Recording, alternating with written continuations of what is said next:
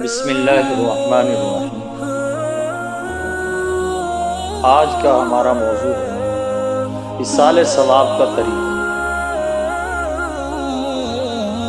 سلف صالحین اور بزرگوں کے طریقے کے مطابق ایصال ثواب وہ اس طرح کہ کسی رسم کی قید اور کسی دن کی تخصیص نہیں کرتے، اپنی ہمت اور طاقت کے مطابق حلال مال سے مسکینوں کی خفیہ مدد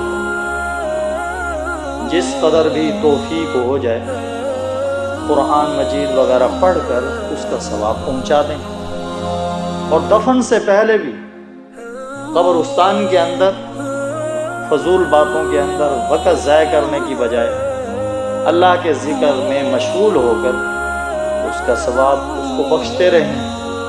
یہ ایصال ثواب کا طریقہ ہے۔ اللہ رب العزت ہم سب کو دین کی سمجھ اور فہم نصیب فرمائے اور اس کے مطابق عمل پیرا ہونے کی توفیق نصیب فرمائے، آمین ثم